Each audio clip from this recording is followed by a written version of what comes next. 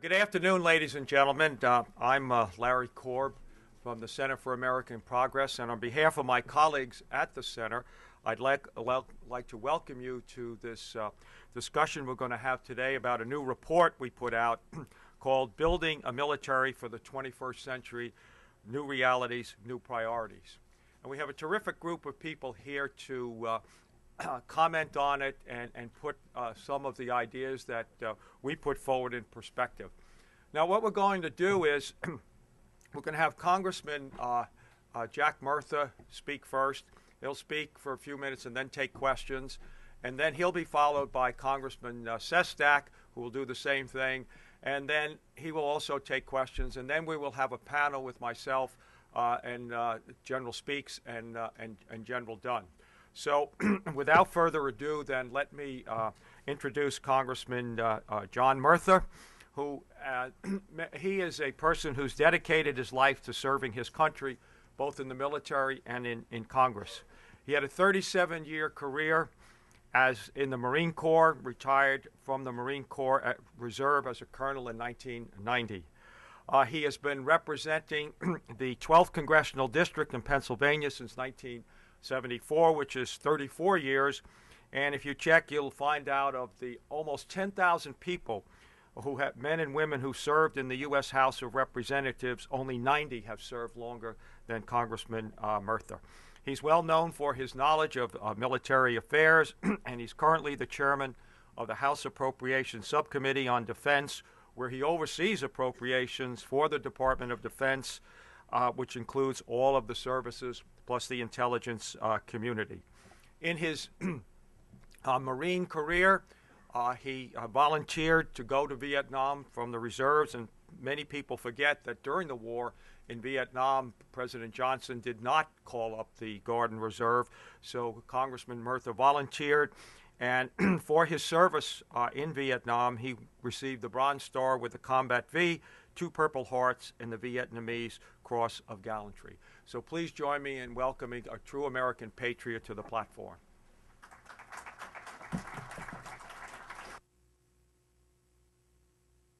Well, thank you very much, Lawrence.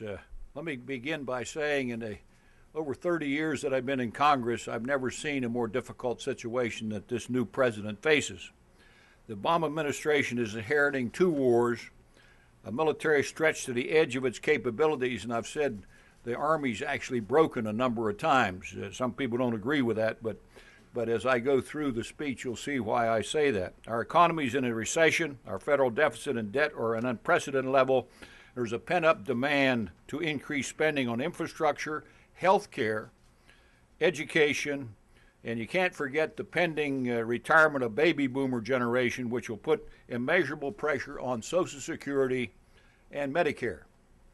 If we use history as a guide, defense spending will come under increased pressure in the coming years. Now, what I'm saying is there's going to be less defense spending. During the Vietnam War, the defense funding increased to a peak of $513 billion in 1968. That's in constant dollars. By the time the post-Vietnam drawdown was over in 75, when I came to Congress in 74, defense funding had decreased by $172 billion, or 31%. That's a dramatic decrease, but that's what happened. And I remember the battles we were having as we were pulling, well, our troops were actually out, but we were winding down the war and we were cutting off funds for the Vietnamese.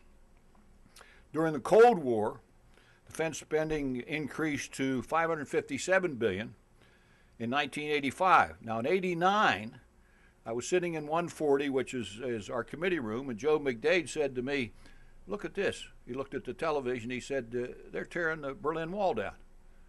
So this is a few years after the Cold War ended. And of course, defense spending decreased by 36%, or almost $200 billion. Since that time, defense funding has climbed to a high of $656 billion for 2008. Now, that includes the war spending. But I remember when Secretary Cheney used to come before the committee and complain that there should be 5%. That's what of our GDP is what it ought to be of defense spending. Well, when he was vice president, it never got up to 5%. And it's not likely that it'll get to that figure. Now, I don't predict how much of a change we'll see in the coming years, but I do know defense spending is going to be under severe pressure, and our job will be to manage the current and future threats under a constrained defense budget. The challenge we face is to get it right, and that's not easy. I believe that a strong military is necessary to deter conflict and to prevent a war. From a military vantage point, we need a flexible and dynamic force that can be tasked organized to deal with conventional war as well as irregular or asymmetric warfare. Obviously, the immediate national security challenge facing the Obama administration will be redeploying from Iraq and then developing an achievable strategy for Afghanistan. This is an important point, achievable strategy in Afghanistan. I've read 9 books in the last 2 months. I got interrupted by an election there for a while, but I read 9 books, and those 9 books start in 1834. And they talk about what happened in Afghanistan with the British and the Russians, and the British and the Russians, and they were all kicked out. I remember years ago when I went to Pakistan to the Zia funeral. And Schultz had asked me, and I was on his plane, asked me to tell the Mujahideen that we were going to keep the money coming, because the money came through the committee that I chaired and was going through Pakistan to the Afghans. And he says, but then ask them to let us get out, let the Russians get out, because the Russians had asked him to do that, because they're killing all the Russians. Well, I made my speech to them, and these 13 Mujahideen got up with their bandoliers and their guns and everything, and they said, we're going to kill every Russian in the country. We're facing a very different foe in Afghanistan with a very different culture than we faced in Iraq. I'm concerned when I hear the mention of increasing our military presence by up to 4 brigades without a plan that outlines a realistic and achievable goal not only for Afghanistan but the entire region. I'm also concerned the Army says it cannot increase the troop levels in Afghanistan until 2010. Now imagine this, we're talking about 20,000 troops, and we can't increase it because we're stretched so thin, and this is something that the Obama administration will inherit. Our military faces serious challenges with readiness and personnel. 2001, all active Army divisions were rated the highest readiness level. That's the ground divisions. They were fully trained, manned, and equipped. Since the beginning of the war, the readiness of our forces, both active and reserves, has deteriorated. Today, 10% of the Army ground combat units in the United States are rated 10% versus 90% are rated mission capable, and this is not acceptable. Our troops have been deployed over and over again. Many of them are on their 4th and 5th deployments. I just talked to a Special Forces Marine, and he was deployed a 6th time, and he was wounded on his 6th deployment. He was at the hospital out at Bethesda a couple weeks ago. And that's the extent and how often we're deploying these young folks.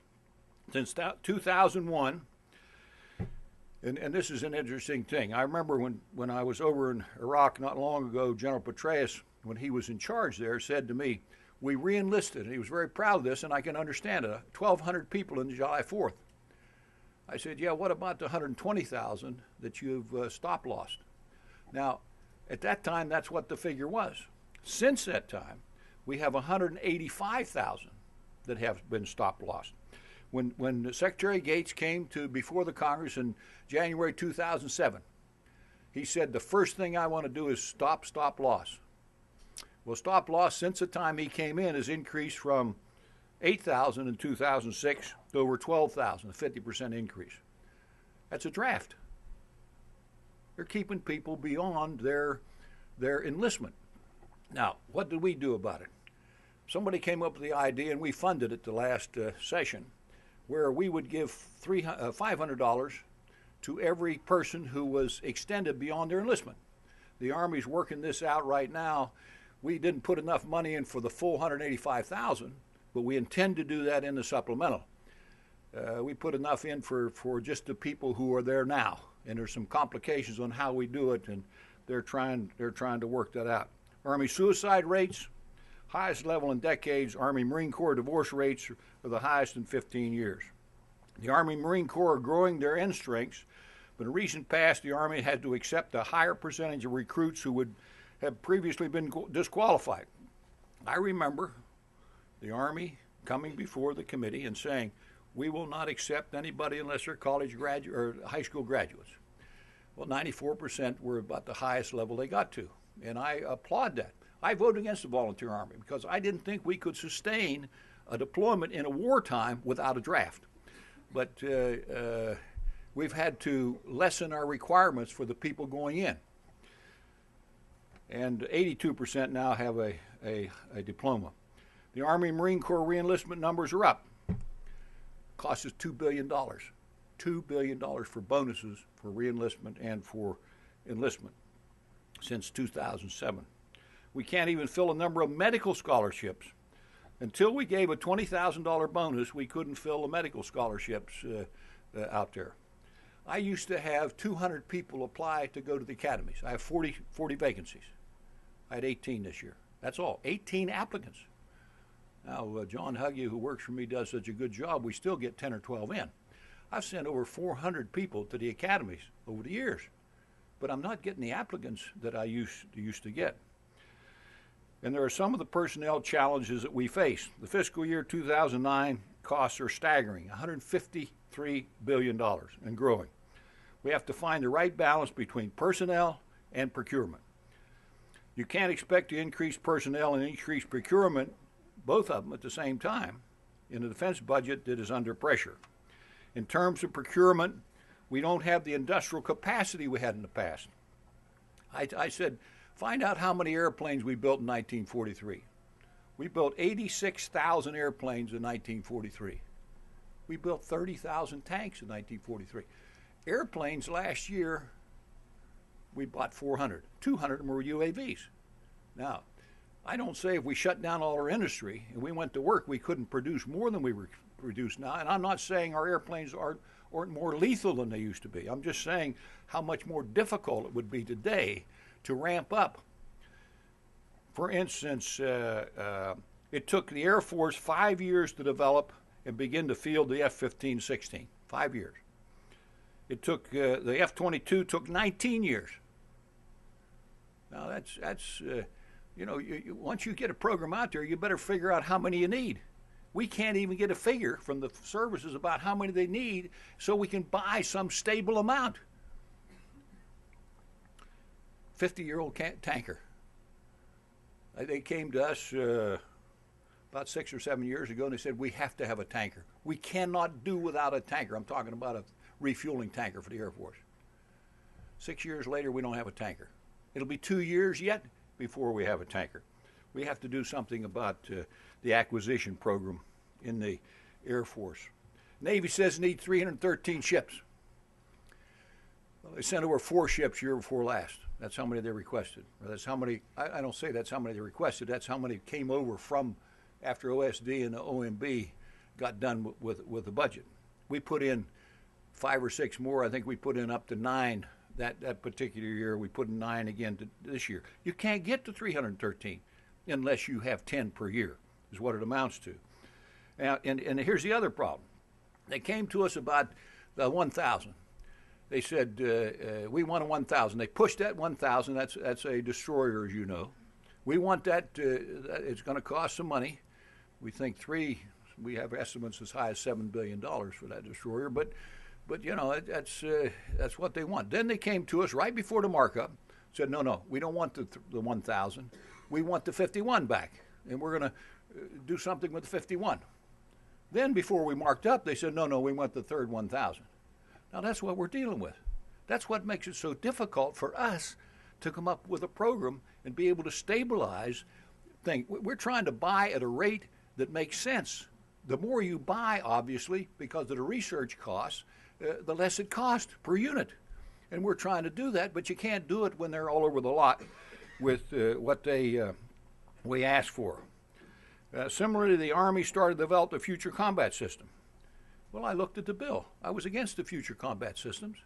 And I looked at the bill. I went out to look at it at Fort Bliss, and I changed my mind. But I said, you can't. $2 billion a year, you're not going to get the future combat system. I can remember, what was it, the Comanche general that you had at one, had to have it. I remember General Shinseki, we have to have the Comanche. So here we are, years later, we're putting $4 billion this year because of my pressure and because of the subcommittee and the Armed Service Committee saying, hey, if you're going to do the future combat system, let's do them. Now, these are some of the challenges, but we can't begin to address the challenge until we develop a comprehensive national security strategy. And I don't know what it is. And in my position, I ought to know what the strategy is. For instance, I saw one of the top-level officials the other day say, well, we made a mistake. We didn't make a mistake going into Iraq because actually we overthrew Saddam Hussein. Well, we got Pol Pot. We got all these other dictators out there over the years. We didn't overthrow them. That's not our strategy. Our strategy should be based on what affects our national security, period. And it should be, when we go into a battle, it should be with overwhelming force. So we made two mistakes. First of all, we miscalculated. It didn't affect our national security. Then in addition to that, we didn't put the troops in that we should have put in the first place. And that was, and it should not have happened. That's all there is to it. Terrible, terrible mistake. As a matter of fact, I looked at the agreement that between the administration and Iraq. And I have to say, it's basically what I came up with 3 years ago. I mean, the contractors are not immune. There's a timetable which they fought against all this time. Every time I brought up a timetable, they were against it, and they agreed to a timetable. They agreed to get them out of the cities, and I said, get them out of the green zone. We're doing all those things finally, and it's gratifying to see that happen. But the short-term reactive strategy predicated, and this is what this administration do, predicated almost exclusively on events of September 11th. For instance, last week, plans were announced to dedicate 20,000 troops to respond to Homeland Security mission.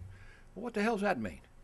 I don't have a clue what that means. I mean, we're the guys that fund it. I ought to know what they have in mind. And the other thing is they talk about, we want to have a regular force, what the hell they call it, regular warfare, a mission, military's mission of regular warfare. Well, what's this modular thing the Army come up with? That's what this is supposed to be. You know, we have a hell of a time over in our committee trying to come up with the money for these things. And finally, the supplementals got to go. We cannot have a sensible budget, a sensible appropriations if we don't get rid of the supplementals. Now, I said 7 months ago here that we need a national strategy to focus on both short-term and long-term threats to the country. Strategy utilizes a reinvigorated and robustly funded State Department. The State Department team, PRT teams, are supposed to be State Department teams.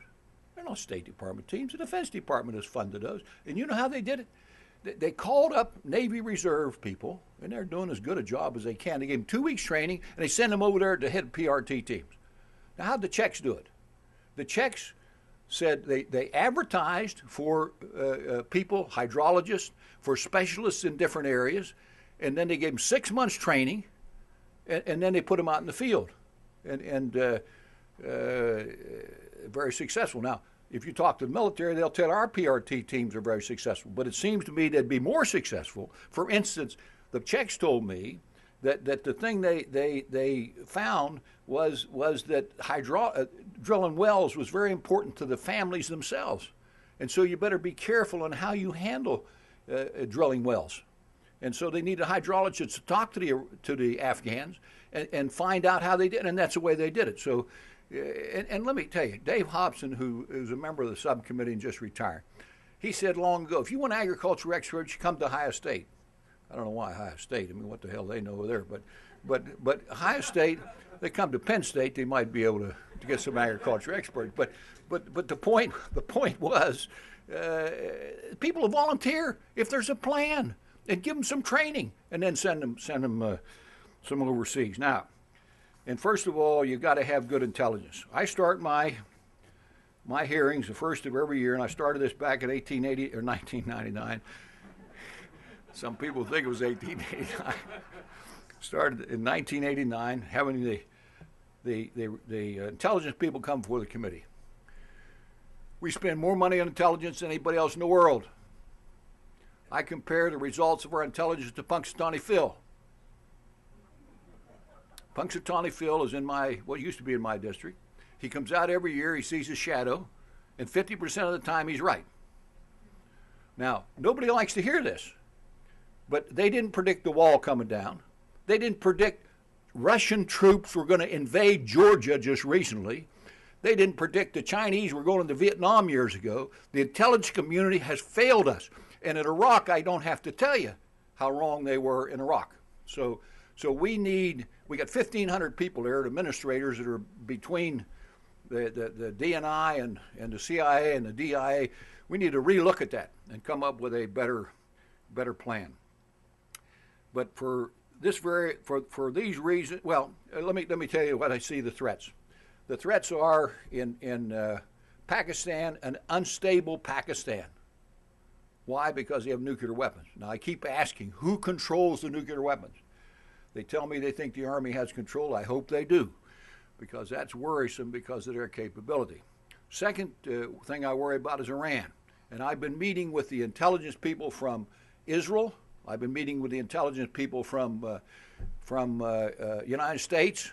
And there's a difference between what one says and what the other says, but they're coming closer and closer together about the possibility of Iran and when they might have the nuclear capability. Very worrisome. And the third thing, of course, is some terrorist attack occurring in a major Western city. So long-term threats will be what? Resources. The long-term threats are going to be competition between the United States, China for oil, for natural resources. And believe me, this is going to be a major competition. Now, right now, there's a recession going on. The competition is less. But they're all over Africa, China is. They're going to Venezuela. They're dealing with Saudi Arabia. They're dealing with every other country. Believe me. And I suggested that the Army hates to hear this, but I suggested maybe we ought to make the command for Africa with the Navy, because nobody wants us on the ground in Africa. And I don't know that suggestion will go anyplace, but we cut some of the money out because I was so concerned last year that we didn't seem to have a plan. So I'm saying that we just have to have a strong, capable, balanced force, and we need a strategy for the United States, and that strategy has to include diplomacy and our allies. And I'll end with that. Thank you very much. Thank you very much, We now have time for 2 questions. Anybody from the press have a question? Yes, sir. Take the microphone. You identify yourself if you would. Congressman, thank you for coming to speak with us today. I'm Josh Rogan from Congressional Quarterly. I was wondering if you could be a little bit more specific on where you want the savings to come from. You say that there's going to be pressure, there's going to be less defense spending. We know that some savings will come if we draw down in Iraq or if we reform Pentagon acquisitions. Right. But between personnel and procurement, where do we find the money? All right, here's the balance, and this is the problem we have. All right, the bonuses, for instance, $2 billion. As we draw it down, we ought to be able to get rid of the bonus. Marine Corps says now they're getting rid of the bonus. I remember one general telling me, these troops enlist because they love this great country. Well, I believe that. But why do we have to give them a bonus? I said, can we do away with the bonus? Oh, no, we have to have the bonus. Now, I'm not degrading the reason that the guys re-enlist, but I'm just saying that that's one place we can save money. The other thing is we have to buy at a quantity that gives us stability in industry so that they can get the price down. We got to buy enough of items, whatever it is. And we spent $6 billion in the tanker deal, and we didn't get a tanker. We have to stop that. We have to find a way. Secretary Gates says, well, if we bought from both of them, it would cost a lot more money. Well, we've already spent $6 billion. I mean, we got to figure out a way to fix the acquisition process so that we do it the right way the first time. And you got to quit changing these things like this destroyer that's gone up to maybe $6 billion. So it's got to be a savings across the board is what it amounts to. Personnel, you got to slow down the personnel increases because that's where the real money is. And then at the same time, you got to reform the acquisition process so we can buy at a reasonable rate. Yes, ma'am. Hi, Congressman Kim Heffling with the Associated Press. Can you please comment on what you anticipate is going to be happening next year in terms of troop levels in Iraq? What's been conveyed to you in terms of potential troop withdrawals? Well, I think I'll leave that up to the administration to make that announcement. But I believe they have to live up to their campaign, what they said during the campaign. They got to live up to the timeline that's been set. You know, events could always change that, but I think it's pretty well set. I think this agreement, which says the contractors are not immune, that you're going to get troops out at a certain time, is a reasonable agreement. Actually, Iraq wanted that last year, and this administration talked them out of it. So I think Iraqis want it, people in the United States want it, and I think it's going to happen. Hi, Emily Rutherford at Defense Daily. Congressman, can you talk about missile defense spending and whether you see what you see happening with a third site in Europe and whether you think that it will indeed be deployed? Yeah, well, I just visited Prague and sent 2 staffers to Poland to look at that. The people in Prague, the Czechs want it badly, their legislators want it badly.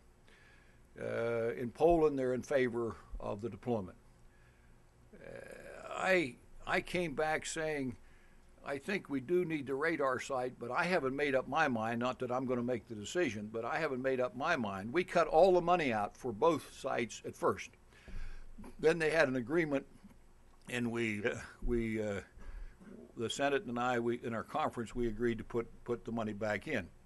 But I think that's an open question. I wonder if they can't use this in negotiation with Russia and Iran. I mean, I don't know. It's a very complicated thing.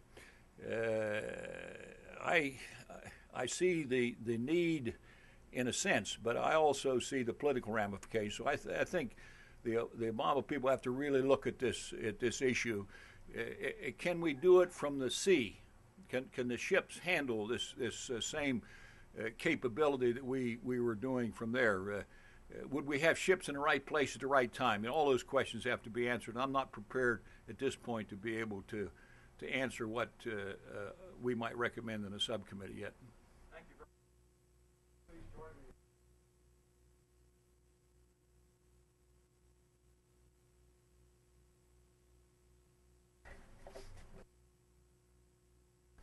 me. Thank you very much, Jack. And Pennsylvania also has another very distinguished military person representing them, Congressman Joe Sestak, who's been reelected to the 7th Congressional District in Pennsylvania. Before becoming a congressman, he spent 31 years serving our nation in the Navy, rising to the rank of 3-star Admiral. And what you'll see today, we have a representative from each of the services. We had obviously Congressman Murtha has a long, distinguished career in the Marines. Congressman Sestak in the Navy, and when we have our panel, we're going to have a 3-star general from the Army and the Air Force. During Congressman Sestak's very distinguished career in the Navy, he had a number of significant operational commands, culminating in commanding the Carrier Battle Group, the George Washington Aircraft Carrier Battle Group, which conducted combat operations in Afghanistan and was a precursor to the war in Iraq. He's also served on the National Security Council, and somewhere in this time he found time to get an MA and a PhD from Harvard University. So Congressman Sestak, welcome to the podium. We look forward to your comments. Thank you very much for having me. I've spoken a couple times with Chairman Murtha, and I always ask to go before him, because then some people have to stay. So I appreciate of those who have remained. I'm taken to be asked to speak today on the study, Building a Military for the 21st Century. I thought the titles was interesting, but what they said after the colon of new priorities, new realities, is exactly what should be addressed. It is the golden holy grail. It's always asked to be addressed. It seldom is, at least in my limited experience within the military. So I'd like to speak in 3 parts today. Very shortly on national security. Second, in view of that, defense security. And third, how might Congress incentivize the right priorities in the new realities of the 21st century. First, the national security. When I entered this new profession, I actually ran on a platform that national security begins at home, in economic security, education security, health security. I believe that's still very much today. In the short term, that economic security, particularly with an attendant impact upon the other securities, is quite immense. We all know the figures. If we do nothing in the next 365 days, we will lose 4% of our GDP. We know that we will have, even acting probably with 3 million homes in significant arrears today for their mortgage payments, we will almost assuredly have at least 2 million who will go into foreclosures during that period of time. And we know that we've already lost $12 trillion in household income. It's a pretty daunting short-term impact if we don't do something. It's the reason I'm a strong proponent of addressing the issue in Detroit. And as I was, having written my very first letter to Mr. Bernanke and Mr. Paulson in February, asking them at that time to intervene in the market, and everybody paid attention to this freshman congressman, to ask them to do the intervening, I was for the bailout. But I also really believe that because of that 4% gap we're going to have in the GDP with nothing, we truly do need an economic stimulus plan that will be equivalent to 4% of GDP, which is about $500 to $700 billion. Set the short term aside, we will work our way through this. It could be more protracted than we would like it and deeper, but we will work our way through this economic security issue. In the longer term, though, we have another issue, and you all know well, $12 trillion lost in household income. Well, we know we will have soon, in the beginning of the next year, $12 trillion national debt. We have a little over 10 trillion today, and so we'll soon be at $12 trillion. But it's a different type of national debt than we've ever had in the history of this nation. Much like this recession is the very first one historically that has ever been driven by consumers being over-leveraged. This is rather than businesses being over-leveraged. For the first time, we have over 47% of our debt owned by a foreign nation.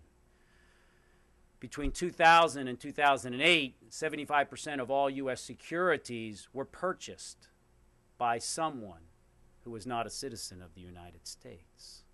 So our economic security, when China owns over $1 trillion of our bonds, or 1.5 or 4.4 trillion dollars of our currency, is a little bit more different if we want to respond to a crisis off Taiwan, as we once did in 1996 with 2 aircraft carriers, and the missiles going north and south of them that were raining down stopped. Well, today, it's much easier to some sense just to drop some bonds on the market if you want to have an impact on America, rather than do it militarily. I think that, therefore, the future is one, particularly as my generation begins to retire. We have 38 million seniors today over the age of 65. In 2022, a mere 14 years from now, we will have 68 million seniors. And take education security.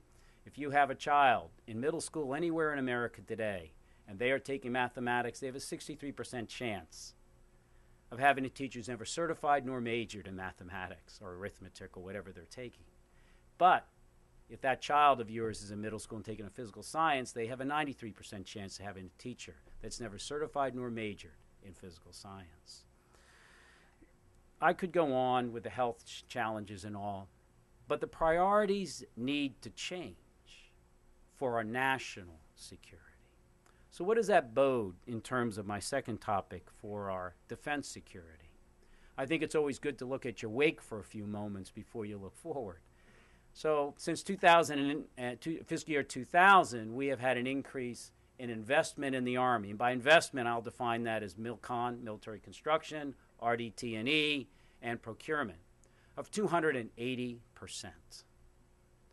The Navy, not quite as fortunate, has had an increase of 90% in real terms, while the Air Force just lags a bit behind at about 88%. There's been a lot put into our military in procurement, investment, RDT&E, and MILCON. So we have heard reports that next year, the fiscal year 10 budget that will soon despite OMB having told other agencies just kind of straight line it on out, will somehow arrive here this year for fiscal year 10 for $581 billion. That's about a 12% increase in real terms, a lot more than inflation, particularly in this environment of economic security. We're also being told that in addition to the $66 billion of emergency supplemental that was supposed to take us to next June or July, there'll be, prior to this administration leaving, despite not knowing what the strategy is for how many troops, another $80 billion that will be plopped over here via OMB to Congress for an emergency supplemental for fiscal year 09. I mention those figures because I think someone has to step back and do several things. I completely agree that the number one issue in defense security is what is the strategy? Because to do that, even before doing that, I believe we need to know what is the state of our Navy, our Army, our Air Force, and Marine Corps, and then what's the attendant strategy and how do we shape it for the future? For example, we have replaced 3/4 of all the Army's trucks with the emergency supplemental bill. We have in our emergency supplemental bills of the investment that we've put into it, 40% went for resetting the Army. The rest went to modernizing the Army. So you remember the $5 billion in fiscal year 05 and fiscal year 06 of modularity until that moved back into the regular budget. So as I then, my issue becomes, of course, very beginning, what is the strategy? I mean, as I was Director of Defense Policy, each year I was responsible for bringing forth the National Security Strategy of the United States. That brought in defense security each year and economic security, education, and all the securities together. And many people will say, well, what good is a strategy when you really don't follow it? I understand that. But it is a template upon which to present your arguments at a minimum. And I bring that up because we have, in a unique way, some continuity happening as the administrations change. We have a wonderful Secretary of Defense who is going to continue. A man will remain there in the department. But what also continues with that man is a process that has been unable to support any type of reprioritization or resetting of the strategic template and then make the tough decisions on the platforms and how many. I think that it is important to reset the strategy or to know better what it is. We all remember in the Cold War it was always two wars that we were going to be able to launch, two large global wars. That was it until the Nixon era in 1968 in the middle of Vietnam, not unlike today. The strategy changed to 1.5 global wars. And then, as the Cold War ended, we then went into a variety of changes from two MRCs, I think they were called at the time, major regional contingencies. And then we went to two MTWs, major theater wars. And now we are where we were, actually in, I would venture to say, one, in size at least, 1.5 wars. By next spring, 140,000 troops still in one of them, and 35,500 in the other, if the present plans were to continue. And I sit back and I say, you know, just before Iraq, and even the first couple years, we had a two go east, go west, young man type of strategy. We had to take care of something this way and something that way. And yet today, Secretary Gates and Chairman of Joint Chiefs of Staff have said that although we have a military that cannot deploy a single brigade to Korea to defend the 28,000 troops sitting there, despite Op Plan 5027 asking, demanding, requiring that several divisions be prepared to leap forward for their defense as well as of defense of South Korea, it is acceptable risk right now. So I understand that you can have a strategy and then things change and you have a reason to say, well, that's not quite what we meant. We needed all those divisions for that plan to be acceptable risk. Because as we now venture forward and say, what is the new strategy? I'd be taken to say, how come we can have an army that's done literally almost no training in counterinsurgency for 3.5 years, or anything except counterinsurgency for the last 3.5 years, can't meet the requirements of almost any other war plan or op plan, and it's acceptable risk? I think we have some big questions to ask as we begin to, because the answer then will go down to platforms and types. Earlier today, we'll take one nation that was mentioned here, China. I honestly believe this is so different than the Cold War with Russia. But nevertheless, the Navy has made a decision recently that it wants to switch from a platform, DDG 1000, to DDG 51 because of an intelligence issue that has arisen that wants to make us change our program acquisition. Take the F-22. The F-22 some have called the Seawolf of the skies. The Navy used to have something called the Seawolf. 3 platforms were built during the Cold War. Then the Cold War ended, and the Navy said, that's a great, but it's not meant for the littorals. So we'll switch to the Virginia-class ship. And they made this change. The question is the F-22 meant for 10 AEFs, or is it meant for a 4-digit, or I've forgotten what we call them, 4 or 5-digit SAM threat? Who has those? Besides one nation in the Western Pacific of any heft, or expected to have any of any heft, that the JSF can't happen. I bring it up because knowing your types of wars we need to deter, and to deter them you need to have the capability to win them in the opposition's eyes, is extremely important, not just in the type of platforms, as let's say the Navy made a change from Seawolf to Virginia class as the Cold War ended, but how many? There's an argument, for instance, in the Navy that, let's just take that nation in the Western Pacific, that has upwards of 80 submarines. We will soon be below 50 if we're not today. Do we ever think we're going to be able to procure 80 submarines to go one-on-one haul against each other, or is there a different type of strategic tactical approach to that threat of distributed anti-submarine warfare, a network you could lay down on the surface or the floor of the ocean in order to have distributed sensors that could tell you, gone up to a satellite down to some plane flying around, that there's that submarine. You don't need one-on-one, particularly when you're having a challenging time picking up a submarine that's only a few thousand yards away from you, as has happened several times. And so my belief is in the third area, in that area, if you take it's Iran, you're concerned, as the question came up earlier about missile defense, then you sit back and you say, has anyone really looked at, besides the diplomatic issues attendant to already having promised Czech Republic and Poland that we would be there with them, understandably with the issue that Chairman Murtha brought up with Russia and what they've done, has anyone really looked at the capability of that system? Does it only give you 1 shot more or 2 shots more? What kind of threat does it actually protect the United States from? Just something going like this? Or how about if the guy is a missile moving like this?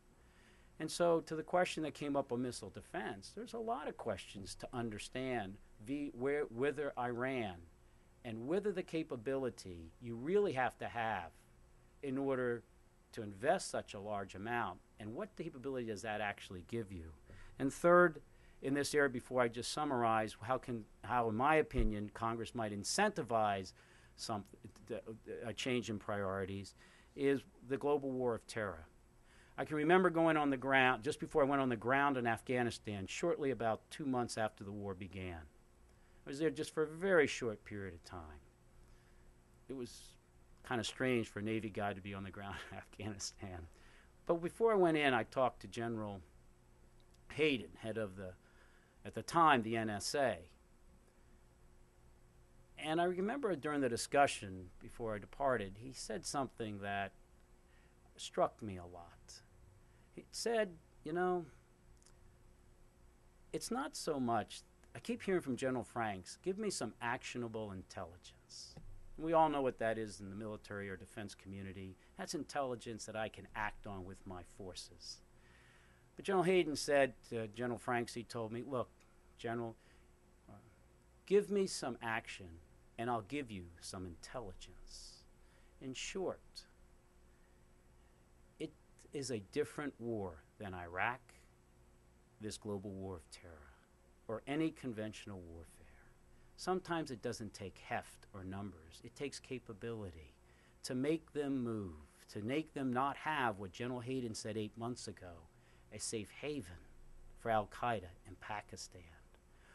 That is a knowledge-based warfare system. The ability to know when somebody moves and does something. But without the right special agile forces to make them move, we cannot do what we have to.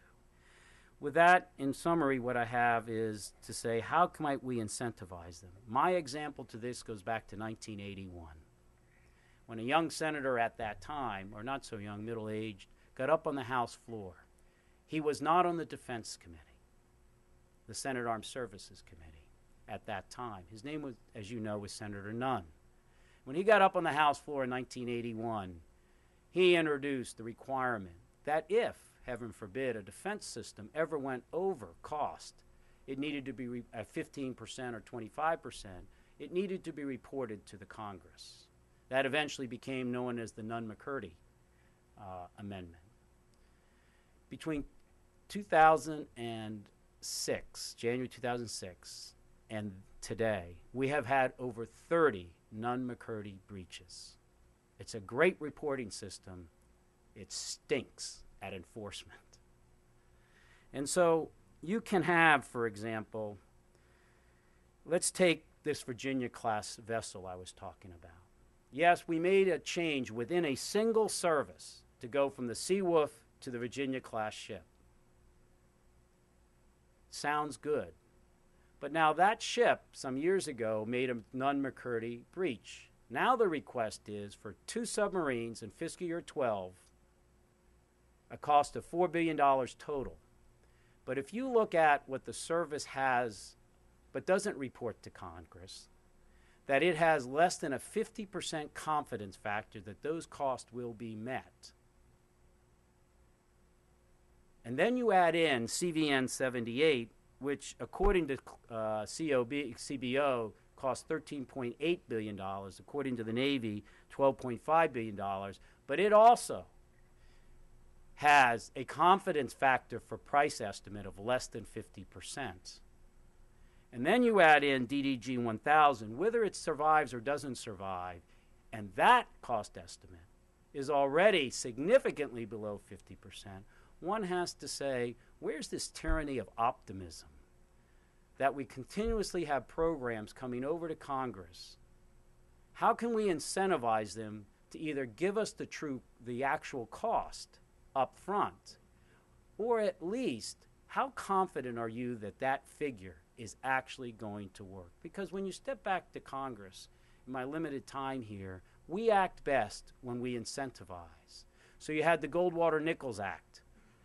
We wanted everybody to be joint. We made it very simple back in the 80s. You don't get promoted to general unless you've done a joint tour and gone to a joint national war college. We incentivized by making sure that we impacted, well, they impacted at the time, Congress, promotions.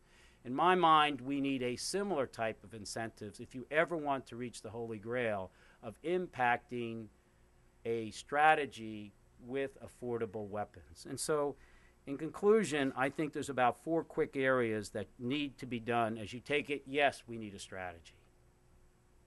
Without any question. We have one today. I think we aren't meeting it. It's still the same one. You've got to be able to meet all these wars, and yes, we do need, I think more important than that, as important, is a process that actually will provide the ability to have transparency on what the priorities are in view of the likely cost, and therefore what are the trade-offs. So I would recommend that, number one, first, get control of the emergency supplemental. If you look at the emergency supplemental, I'm glad the Army modernized itself in the emergency supplemental, but I never understood why anti-submarine helicopters are in the emergency supplemental. I didn't know Iraq had submarines. I didn't understand why Navy shipping days which are no more shipping days, steaming days, are in the emergency supplemental. Somehow, someone has to get control of the emergency supplemental. So we just know, what are the trade-offs that we're doing here? Why are we buying JSFs in the emergency supplemental? People say it's to replace the F-815 that's going away, and we lost one. Yes, but everybody who's done programs knows that when we purchase planes for programs, we always purchase about 1 or 1.5% extra planes for that attrition. And so we need to get control of the emergency supplementals once again, for transparency if nothing else. Maybe we want to buy that, but how do you begin in view of that national security landscape? And in view, if you really want to force trade-offs for new strategy, the ability to make prioritizations when you're putting anti-submarine helicopters in the emergency supplemental. Second, this tyranny of optimism. I think we need to have as someone once said, a Nunn McCurdy on steroids type of an approach. You could do it one of two ways. If you do that 15% breakage right now, you have to come to Congress and give them a selected acquisition report. What if you came to Congress, or in 25%, the Secretary of Defense has to do a review. He has to then say the new costs are reasonable, and then you continue on. How about if they also put in there, the new costs are reasonable, here's our confidence factor that we have internally, that these costs are actually going to be met. It doesn't have to be 100%, it could be 90% or 80%. I mean, we know these are tough things to do. But when 3 platforms I mentioned are less than 50%, shouldn't Congress know that? We do allocate limited resources to various programs. And oh, by the way, Mr. Secretary, since it's broken, how about telling us if these new reasonable costs don't match, or even maybe now, where are you going to take the money? List your priorities and which system would you now take it out of, because the cost went up in order to meet that. Third, I believe very strongly that OSD having grown much more, as a recent committee report said, since it was established, in terms of not just staff, but its acquisition involvement and policy involvement, truly needs to be a bit more on the requirement side. The Joint Chiefs of Staff, for those that served, knew it was always a wonderful group, but it was often the least common denominator. And until you had a chairman who was the military advisor to the president. To some degree, I think JROC has to change significantly. JROCs tend to be like the old JCS. All the services are equal. You don't really want to say some other services program isn't good, because they're going to have a vote on your program tomorrow. And so to some degree, you need much more OSD involvement in the J requirements process. They help set the strategy because it's civilian leadership. Military should set what the requirements are, but there needs to be in the process that linkage between strategy and, I believe, requirements also. They're involved now in the JROC, but not on the final step of the JROC itself. They're involved in the lower platform. And last is, I honestly believe that Goldwater Nichols has to take the final step. There's 3 incentives in the Pentagon. Patriotism, that's why the general joined up, there's not a doubt about it. But number 2, you want to take care of your family, so you'd like to be promoted. Well, you know, Congress said, let's incentivize that gentleman to we'll help him on that, but you got to go join. And so Goldwater Nichols was passed, because promotion is an incentive. But the third great incentive is who owns the money. I believe that roles and mission studies should be a thing of the past. We've studied them to death. We need to know what is common among all the services that they share. And if you truly believe that the future is one of a knowledge-based, network-centric future, we should take away from the services where they have 4 distinct, different acquisition programs. Let them buy the whole. But whatever links them with the other services, what is common to give you that capability, should be placed within a joint arena like the Joint Staff. And so I've gone on a bit too long, but I honestly believe that this national security priorities will demand a reprioritization. So we are a stronger nation overall because of our men and women coming in, healthy, productive, educated. But that reprioritization will need changing the process in order to produce not just a strategy and not just what weapons, but how do you help incentivize Department of Defense to be self-incentivized in order to meet those requirements and do the trade-off. And that's where Congress comes in best. Thank you.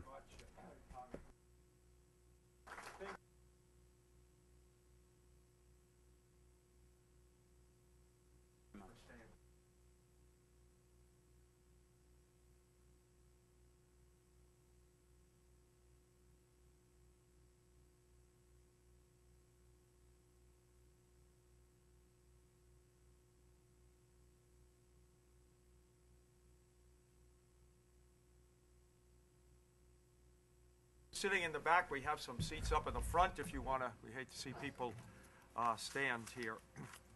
All right, what we're going to do, I'm going to do a couple of things here. I think the two congressmen have really set the stage for our report. I think they wrote their speeches before they read the report, but it seems to me they have a lot of things in there that we said. I'm going to spend no more than a couple of minutes saying what's in the report, then I'm going to ask the two distinguished generals to my right to make some comments on it.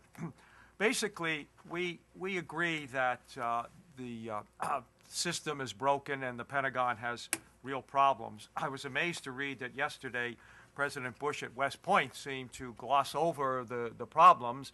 That's not what the congressmen have told us. That's not what Admiral Mullen has said in his testimony in terms of the readiness and the personnel problems we have. It's not something that Secretary Gates has in his recent article in Foreign Affairs. So I think that we do have problems. I think one of the things we discovered in doing this is compared to what the services thought they would get in 2000, and this is the baseline budget, they've gotten $700 billion more, but yet we have these problems that have been described. Now, there have been a couple of solutions proposed. One is proposed by, among other people, Admiral Mullen, the 4% of GDP for defense. And while we agree that that's certainly true, that we have spent more in the past, that's irrelevant to what's going on.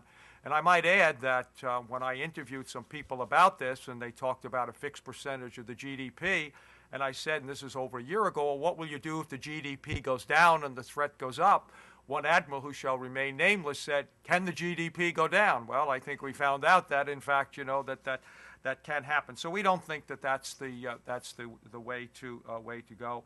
We do think you need a new vision. Now, what we have done here is we basically said, let's take the defense budget that you got, and given the problems that were described by the two congressmen, let it keep pace with inflation. It's going to be very hard to get real growth. And interesting enough, if you go back, and there was a period when we did this, after the Korean War ended, between 1954 and 1980, the defense budget grew about 1% a year in real terms. Previous to that, we've had other times we've had this up and down process. We argue, as Congressman Sestak pointed out, for a consolidated budget, fold the supplemental in with the regular so that Congress can do the due diligence and find out whether, in fact, you should be funding modernization in it and what are the trade-offs. We recommend scaling back some of your conventional programs. F-22, we agree with Secretary Gates that it ought to stop here. Interesting enough, according to today's New York Times, that may not, people may use that for to keep it going for economic reasons as not just strategic reasons. Slow down future combat systems, slow down the Joint Strike Fighter, again, till you get those programs under control. And one recommendation we make, and given what you've heard today, I think is even more important, the Deputy Secretary of Defense has got to be a good manager to get the system back under control. And if you go back and you look historically at what when it has worked well, it's when you've had people like David Packard, who came in 1969 with Melvin Laird as we withdrew from Vietnam, or Charlie Duncan, the president of Coca-Cola, who came in with Harold Brown in the mid-70s, and Don Atwood, who came from General Motors at the time when it did better than it's doing now, who was Dick Cheney's deputies. And then the Pentagon, I think the acquisition process has run very well. And the final thing I will say, we do support the increase in the size of the Army and the Marine, the ground forces, but I think it's important to keep in mind that we argue do not lower your standards for the increase. Slow it down if you have to, but we do think it is important, and we recommend you can pay for it in a couple of ways. Some of the weapon systems we've talked about. Admiral mentioned the aircraft carrier. You ought to go ahead with the Gerald Ford, the CVN 78, but there's no real reason to rush the CVN 79. You really don't need that to the middle of the 2000, the middle of the third decade, I guess, of this century. So with that, let me stop there and let me ask first General Speaks to comment on what we put down, particularly as regards the Army or anything else that he wants to mention. Now, General Speaks right now is the Deputy Chief of Staff for the G8. For those of you that don't follow those things, that's force development. He's had a distinguished career since being commissioned as an armor officer back in 1974. He's got graduate degrees from Georgetown. He's been a fellow with the JFK School of Government. And when he was at Harvard, he co-authored a study called a Blue Helmet Combat Force, which is an interesting thing. We may have to see some of that coming in terms of what's happening, particularly in Africa. He has been to Iraq. He's been part of Operation Iraqi Freedom with the 4th Infantry Division, where he was the assistant division commander, and he's also served on the Army staff as the deputy chief of staff in the G3. So, General, welcome. Thank you very much for coming. We look forward to your comments. Well, Dr. Korb, it's an honor to be here with you, and I'd have to begin, sir, by noting that as you mentioned that degree that I received from Georgetown, you omitted the fact that you were one of my professors. One of my tragedies in life has been that I haven't really impressed my professors satisfactorily, and so thus I've had a somewhat mediocre academic career, and hopefully the effort I put into my military career has kept me afloat. I would, on a serious note, salute very much what Dr. Korb has done here and what we see here in this study, which is a very, very thoughtful examination of the totality of our defense budget, and it's a review of our fiscal and national security strategy as they come together. And I thought that effort is very, very worthwhile.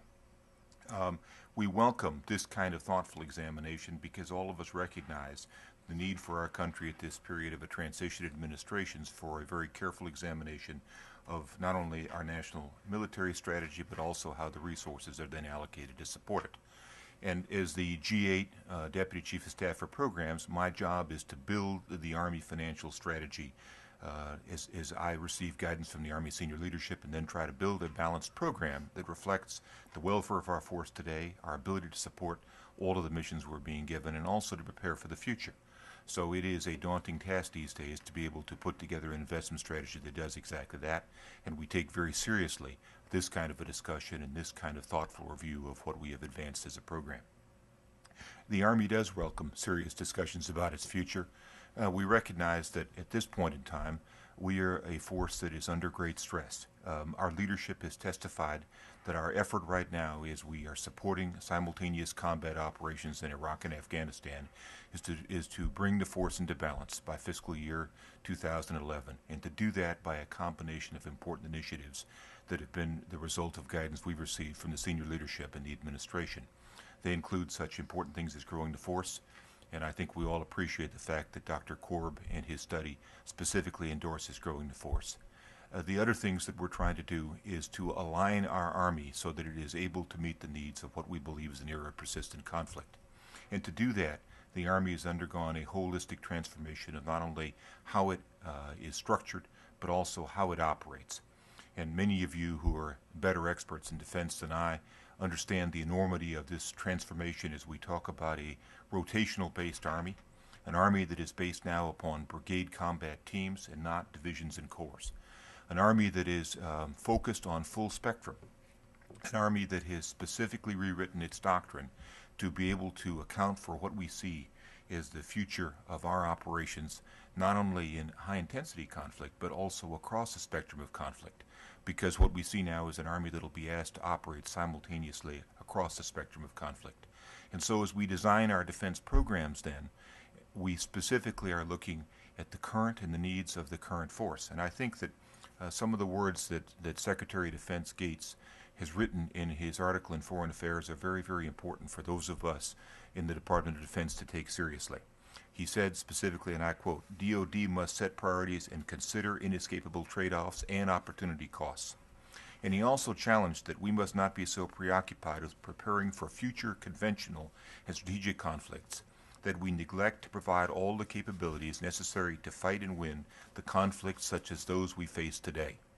And that's vital guidance because it's precisely the approach that the Army has taken, which is we recognize that the kinds of conflicts that we're in today are not aberrations, that they are a signal of not only things today but things tomorrow, and that simultaneously we also have to prepare for other kinds of conflict. We recognize the probability of nation-state conflict has not gone away. And so what you see then is an Army program that is designed to address the needs of today and the needs of tomorrow, and we believe directly responds to Secretary of Defense's thoughts. The other thing that we recognize is the need to be fiscally thoughtful. And Dr. Korb, I would single in your report, one of the things that you outline is the need for us to undergo a thoughtful review of how we spend our money. And the implication, and in fact the direct statement in the report, is that the Army, as a part of Department of Defense, has not had to do that. As somebody who's now been responsible for building the Army program for the last 4 years, I'd assert that that is not true, that we have taken and had to face repeatedly very tough choices in which we weigh investment alternatives. And what I would assert to you is that today's Army program represents a very thoughtful examination that reflects the need to make trade-offs, the need to live within budget totals that have been given to us and prescribed by our senior leadership, and that we then have to balance and make tough decisions.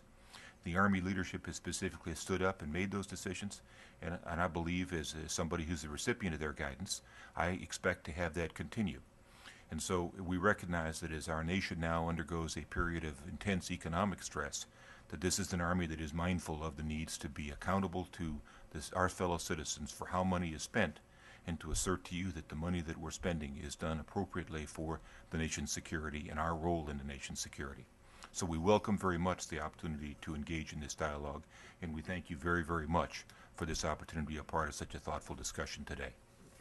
Thank you very much, General Speaks. And now we'll hear from retired Lieutenant General Michael Dunn, who's the president of the Air Force Association.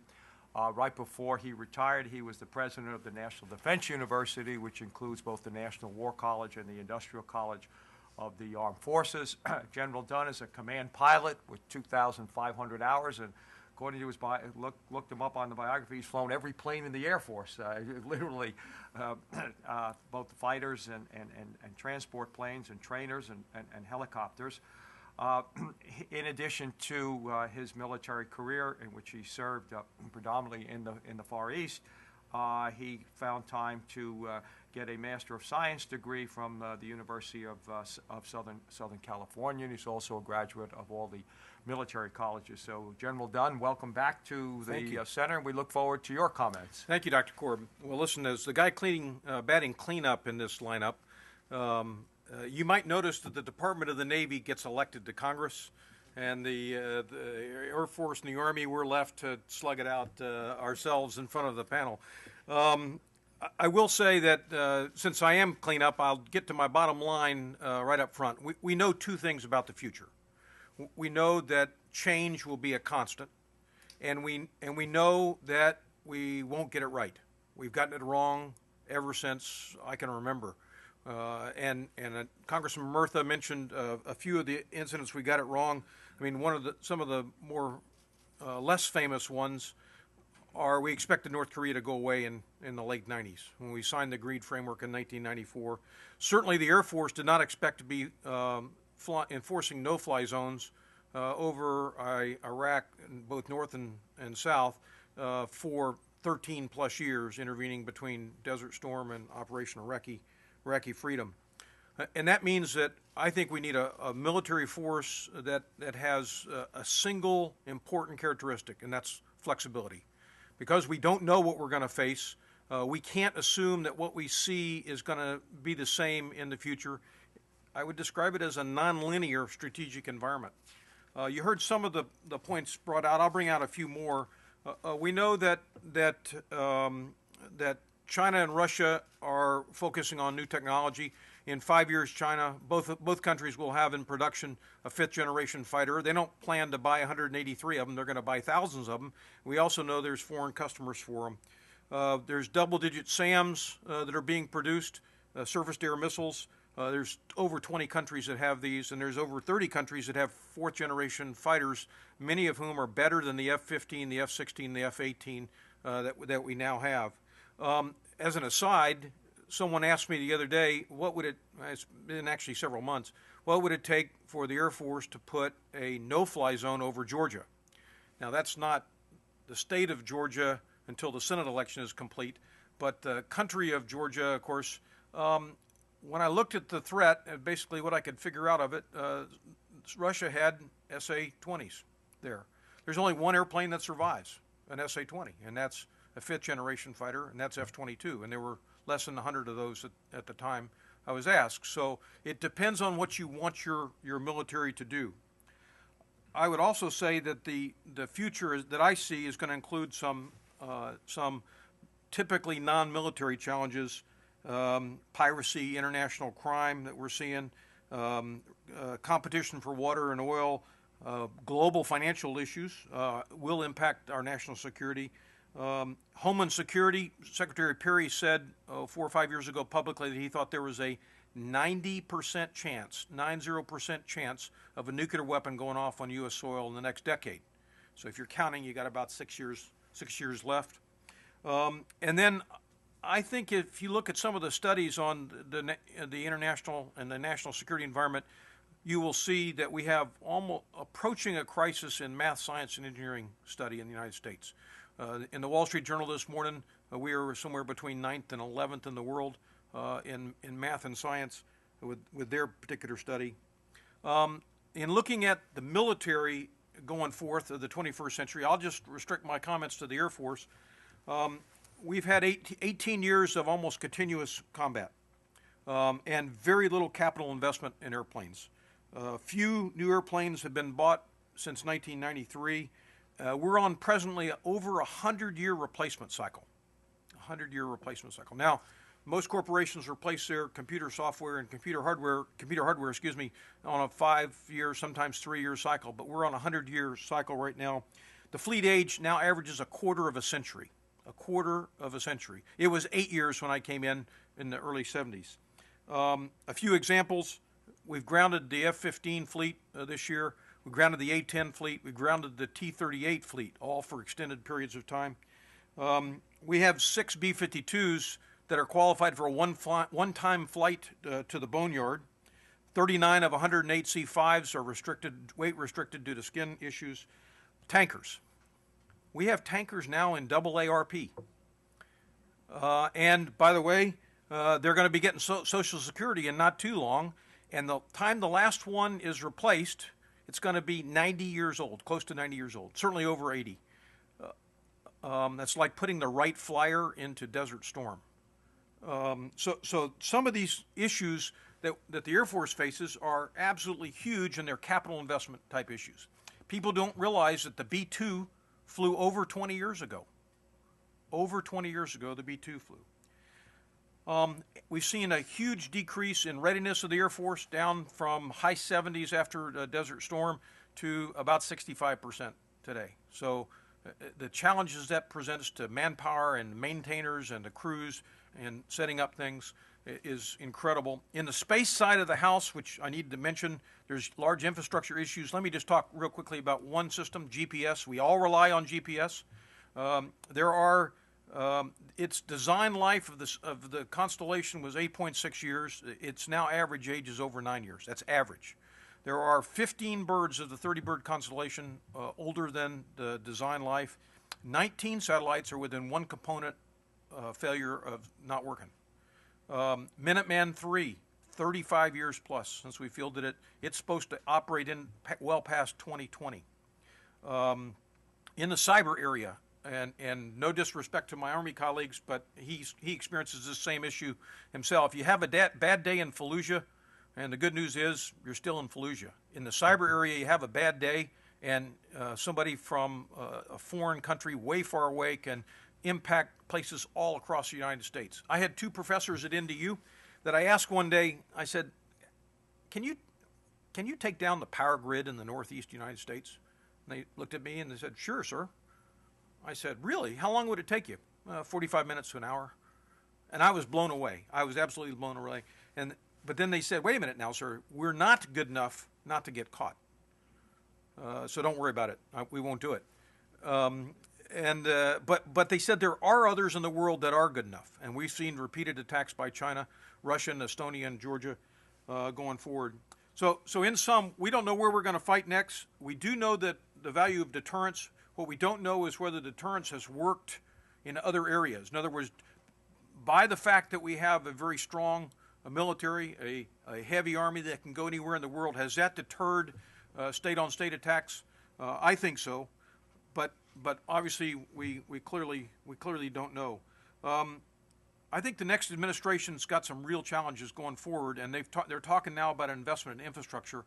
I think we need the U.S. military is going to need the same type of investment in infrastructure that invest in capital equipment, that invest in the industrial base, R&D, and I would argue also in the math and science education area. Thank you. Very much.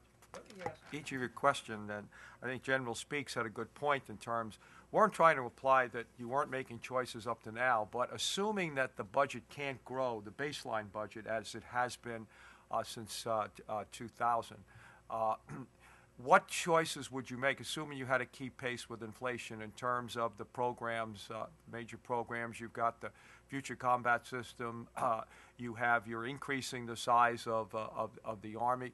In terms, how do you prioritize them, assuming that that you don't keep this continued growth? Sir, thanks. I appreciate the chance to address that question. The Army uses the framework of being in balance in 2011 is our operating guidance. What that means then is that we can't overly focus in one arena to the exclusion of another, because I think General Dunn had it exactly right. We know we can't anticipate the future. We know that whatever it is that we guess with precision will be precisely wrong. So what then is the Army strategy? The Army strategy is to grow a balanced force and to maintain a balanced force through the future. So on one hand, what we're going to do is continue to grow the force as the President has directed us to do. The other thing that we must do is continue to develop the capability of that force. And what that means then is, specifically in one of the arenas that the report addresses, is that we must continue to modernize the report. We must continue to modernize the Army. And modernizing the Army is absolutely vital for all the reasons that General Dunn has so eloquently put forth in the case of the Air Force.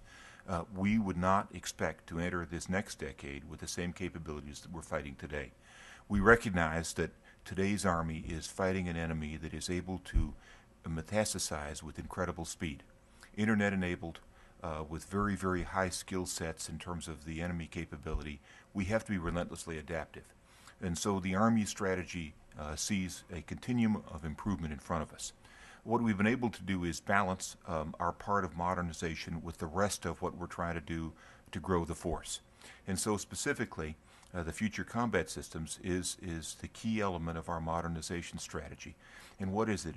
It's 1/3 of our overall spending in research, development, procurement. And that in turn is about 1/4 of our overall total program. And so what I do by making those points to you is to illustrate the fact that we have a balanced strategy, that we have specifically designed the Future Combat System to be an affordable strategy. The other thing that we've done over time is we've been relentlessly adaptive in terms of how that strategy has been structured. Originally, a program that was designed to rebuild 15 brigades now is specifically designed to address all of the brigades in our Army and to give all of them the kind of operational capability that we see as absolutely essential for operations today and tomorrow. Network-enabled, one that has precision in terms of weapon system, precision in terms of sensors, and also a new ground combat platform that is common across the force. So those are the kinds of things that we want to do in modernization. We also want to continue to adapt our ability to train. We recognize that the training environment that we had before 2001 will never return. You will never go back to the National Training Center and see the kind of force-on-force fight that we fought in a sterile environment in our training environments in the future. We're going to fight a sophisticated enemy that is able to mix a variety of what Secretary Gates called toxic elements that will challenge and threaten our forces.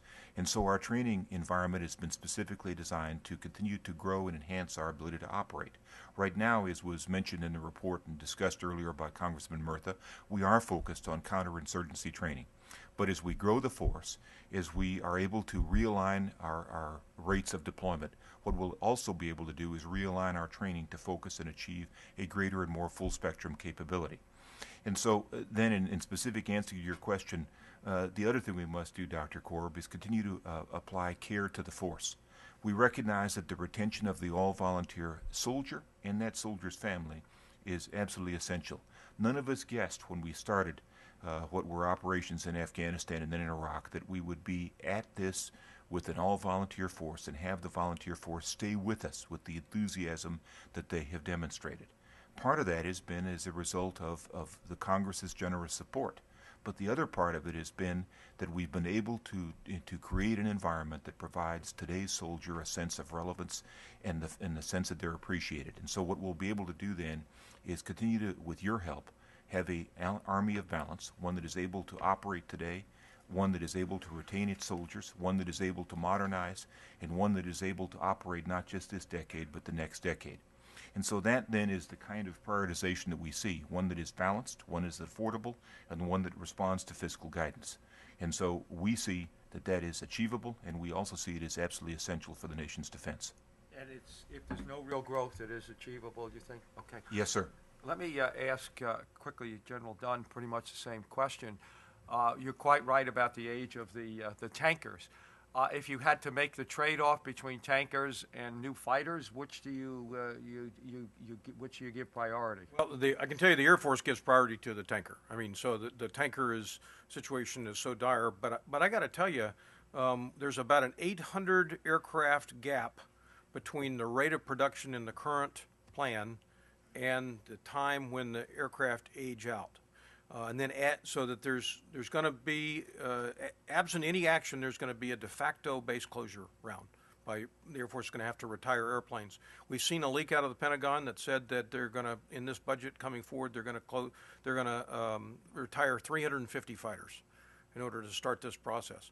What's not out yet is that most Guard units don't have replacement aircraft identified behind them. So, and I'm not sure politically that much of this will be able to be accomplished. The issue is 15 plus years of neglect.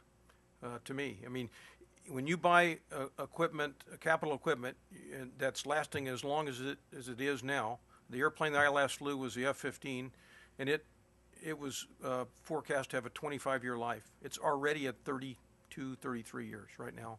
And in some cases, it's going to be there for a lot longer than that. You have to buy aircraft constantly going forward. You just can't do it any other way. And any idea of slowing down production lines, like the report calls for, will cause a de facto cut in the size of the force. So there's no other answer to that, because the F-35s are not being bought fast enough to replace the F-16s that are going to either have to be retired or have their life extended. What about our suggestion that you buy F-16 Block 60s and the Navy buy FA-18s, E&Fs? Is that something that could be used to fill in the gap? Yes. The short answer is yes, but I would qualify with it, what do you want the aircraft to do? If you want them to set up a no-fly zone over Georgia, no, they won't work. If you want them to penetrate highly defended airspace, such as Iranian airspace, probably won't work. You've got to have the fifth generation type. Moreover, if without the long-term investment, you're going to find other nations with these fifth generation fighters. Okay. All right, you've been very patient. The audience floor is now open for questions. Yes, ma'am. And because I have to say this, and I can say this now to Congressman Gunn, I asked them both each to speak for 15 minutes. They went on for a half hour, so we can extend this if you're willing to do that for a while. And if you've got to go, I certainly understand it, but we'll go on as long as there seems to be an interest that our panelists can stay. Please.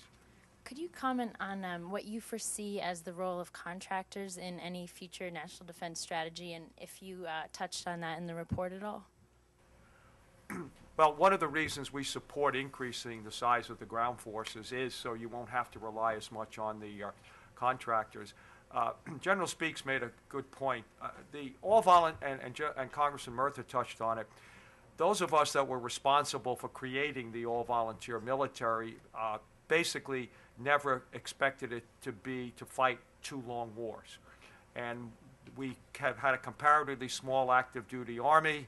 The Guard and Reserve was supposed to be a bridge to conscription if we needed it. But nobody wants to do it, so you had to use the Guard and Reserve as an operational reserve, and you've had to rely, in our view, a little bit more than you should on private contractors. And I don't know if you comment on that. Any members of the press who want to ask a question before you have to go? Yes, sir.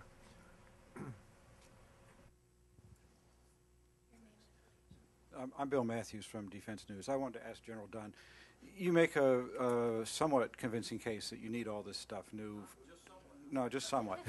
New fighters, new tankers, new satellites. That's been the Air Force's position for as long as I've been covering it. The question now is, we seem to be at a point where, we haven't been able to afford it so far in the past. We seem to be in a worse financial position today.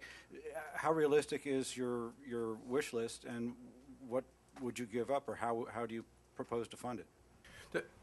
Just let me say that, of course, what I'm urging is a consistent investment. In other words, and you've got to start somewhere, and you're exactly right. The report takes on the percent of GDP, and I think Dr. Korb has mentioned it fairly well in his remarks and in the report. We use, I use, and my association uses a percent of GDP as a measure of affordability. In other words, can we afford it? Not as a, we believe we need to spend more on defense. I think we need to spend more on defense. It is a resetting in essence of the particular force. I'm not in the budget area now, and so to tell you what goes, it's difficult for me to do. I'm not bound by political constraints, but if there's this large cut, the Air Force has lots of bases it can close. It has systems that Congress won't let it retire. That have to be moved towed around the airfield every 30 days or so. So there's a whole series of things it has to do. There's a whole bunch of initiatives that one could undertake. For example, the Air Force funds almost 90% of the Space Forces. And no one else pays any fees for use of GPS or anything else. You could create a system by which there's cost sharing into some of these areas that spill over in the civilian area. There's also a number of issues that have been brought forth on the healthcare side of the house in sharing Social Security funds with the Department of Defense. Okay, next, yes, sir, up here. Here, your name and affiliation. All right, go ahead. You got the mic, and we'll then come up here. Sure. Suze. Kurt Okay. Couchman with the Cato Institute. I wanted to ask you guys what you thought about the defense commitments that we've picked up immediately after World War II, throughout the Cold War, and even afterwards. Are they all still relevant? And if not, which ones don't make sense and why not? Well, me to go first. It'd be easier for those out of government to Yeah, answer I think so. that one.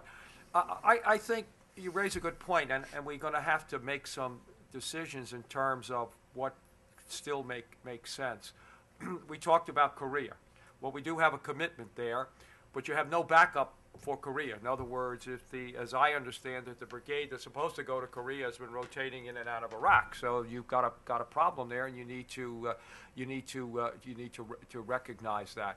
The whole future of NATO, you got to decide, what are you doing there? And was mentioned here, I think this is a very good point. When you look at our relations with Russia, it seems to me our top priority's got to be to get the Russian help in Iran, because Iran is, I think, a serious strategic threat in the greater Middle East. You also need their help in cutting down the number of nuclear weapons. If we could work with them to cut it down, that would free up some money to do other things. Putting the missiles and the radars in the Czech Republic and expanding NATO are second-order issues, but they're interfering with the first two. So that I think those are the type of things that you have to take a look at. But that's why you need a new national security strategy. And if you have a new national security strategy, then you would answer those questions. But this is something the new administration has to do and get the permission of Congress to do it. The military has got to do what they're told. You've got to defend Korea. That's your job.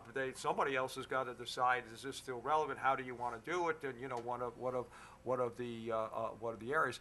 And let me mention one other point I think is very important. A lot of Americans are under the mistaken impression that because we have troops, say, in Japan or Germany, that we're there to defend them. No, those things are to protect our interest and to serve as jumping off points to go to other places. And I think that's important because there is this feeling, well, you've got all these troops in Japan and Germany, why don't you get rid of them? Well, actually, if you bring them home, it's going to cost you more money, okay, and unless you're going to take them out of the force. And I don't know if you want to. Let me just comment briefly. With NATO, I'm optimistic on NATO. They have adapted. We have a sizable NATO contingent in Afghanistan that we don't have to have. And if you were trying to create NATO today, I don't think you could do it. I don't think you could get nations to agree to such an extent where you could create a NATO. NATO needs to adapt itself, continually adapt. The rules of engagement they have in Afghanistan restrict some nations from using their forces in ways that make sense and puts the burden on other nations. In the Pacific, I agree 100% with Dr. Korb. In Korea, I believe the South Korea's, and I've signed there and lead negotiator with the North Koreans and spent hundreds of hours across the table from the North, so I'm not, I know the threat quite well, but I believe it's time that South Korea take on more of a share of its own defense, and I think it's time that we start the withdrawal process out of Korea. Not that we won't come to their assistance should there be a fight, but we get blamed in South Korea for a lot of issues that we shouldn't be blamed for. Japan, as Dr. Korb said, the Japan alliance, actually it's cheaper for us to have the forces in Japan than it is otherwise. And our Australian ties have paid off over the years many times. So I believe alliances are critical, and I think that we need to do a lot to nurture them and to continue to develop them. There's questions up here, and then go over there. General Speaks, this is for you. I'm a George Nicholson, a policy consultant. The congressional legislation 2 years ago directed this new QDR coming up will specifically identify numbers and types of platforms. About 3 weeks ago, there was a session over at the Center for Strategic and Budgetary Assessments where they released their reports on the Army, Special Operations, and Marines. And in the report on Special Operations, it said that the last QDR increased the Rangers by 33%, increased Special Forces by 33%, increased Delta by 33%, no increase in aviation platforms. And it's recommending doubling the size of the 160th Special Operations Aviation Regiment. A lot of people don't realize, they think, well, that's just MFP-11 funds, not realizing the linkage between the Army and U.S. SOCOM before they can buy those platforms. I don't know whether you want to comment on it, but any comments on the impact that you think this QDR is going to have, and if you've had a chance of reviewing that CBSA report. And General Dunn, they're going to be releasing the Air Force portion and the Navy portion this month. Thank you. No, you make a great point. How will the QDR be focused, and what will we be asked to address? I think that is the first pivotal choice for this new administration. And as we have been encountering the members of the transition team, one of the suggestions that we've had is that we need to think very carefully as a nation about what we ask the QDR to do, what its focus is, whether is it to solve near-term issues relating to our right now engagements in such areas as Iraq and Afghanistan, or is it something that is also focused in the long term. So I don't know what the outcomes of all this will be, but I think the more holistic the review is, the broader we'll be able to address not only the spectrum of current choices, but future, and then to be able to align the force structure against it. You're absolutely right. We took and very consciously in this last QDR increased Army support and grew the Army elements of Special Operations Command Forces. We will continue to have to evaluate that as the next QDR happens, and I don't know which way we'll go. Let me add only that we ought to avoid at all cost the idea that the QDR becomes a budget drill. It should be an unconstrained look at the entire set, the strategic environment and the set of choices the nation has. Okay. Yeah. Wendy Shuford, retired National Guard nurse. I've been concerned for quite some time about particular issues, so I was glad to hear you mention it twice about the contractors. I've been very concerned about the overcharging, the severe overcharging of the contractors, and is anything being done to hold them accountable for that and get that money back? Speaks could do that. So it goes back to the point we made before. Because we had ground forces, particularly the Army, that were too small to wage two wars, you had these private contractors fill in the gap, go beyond places where they should have. If you take a look at the numbers, in the first Persian Gulf War, 1 out of every 50 people over there were a contractor.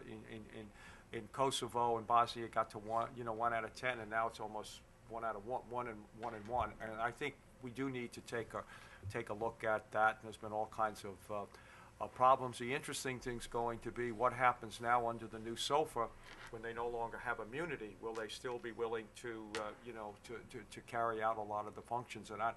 But I do think that's something that really has to be reviewed. And I think General Labizet put it very well. He said the Army was not constructed to fight a long war. Since nobody, Republicans, Democrats, nobody wanted to talk about going back to conscription, you did what you could. You overstrained the active forces. The Guard and Reserve were used much more than we thought, and you filled it in with private contractors, and we're all paying a price for it. And you mentioned, yeah. Okay. And I would simply mention that Sure. from the Army standpoint, the Army leadership has taken this whole issue on very seriously. The Secretary of the Army, as you know, asked for and chartered the Gansler Commission to take a specific look for him about the lessons learned in terms of contracting in support of this war. As an outcome of that, what I've had to do then as the programmer for the Army is to ensure that we supported some of the findings that were then endorsed by the Army leadership. One of the specific issues that we've taken on is the concept of, in a contracting command, now formally stood up within the Army, that we have a deployable element of that command that is operating specifically in support of deployed formations. And so that's a significant structural adaptation that we've made and is now in place that is going to grow and evolve over time, that gives the Army an operational contracting capability instead of what was a seriously deficient capability that we started this war with. The whole intent being to correct this for the long term so that we have in place capabilities that will enable us, at least if we do need contractors, and if in a current or future contingency, to ensure the contracting process has much greater legitimacy than what we had previously. Okay. Yes, right there. I think we'll have to make this the last question so people... Hi, I'm Emily Rutherford at Defense Daily. General Speaks, there's been some concern on the Hill about striker funding in future Army plans, and some lawmakers would like to see not as much money maybe going towards FCS and towards striker. Can you comment on those concerns that have been raised? Absolutely. Stryker, as you know, has been brilliantly successful in this conflict. And as you, I'm sure, are aware, what we currently have is a striker force that we believe is very, very capable and very useful. But let's review what it is intended to be. It was intended to be an interim solution to the Army's pressing need for modernization. And so as the Army undertook a comprehensive review of its modernization strategy late this last decade, the concept with Stryker was to give us an immediate capability that would meet some of the Army's needs for deployable, flexible, agile capability. It was never intended to be the end state of our modernization program. So right now what you have is a very, very good capability, but one that doesn't meet the long-term needs that we see to operate across the spectrum of conflict. What we're seeing right now is Stryker operating exactly as intended.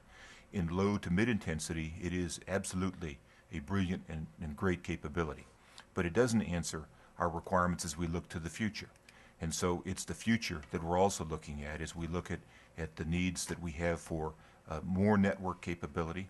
We have a need for greater commonality, and we have a need for the ability to take the new technologies we're seeing in future combat system and integrate them into a new generation of platforms that will have exponentially greater capabilities than Stryker does. So what I think Stryker ought to reassure us is the Army's path to modernization is a good one.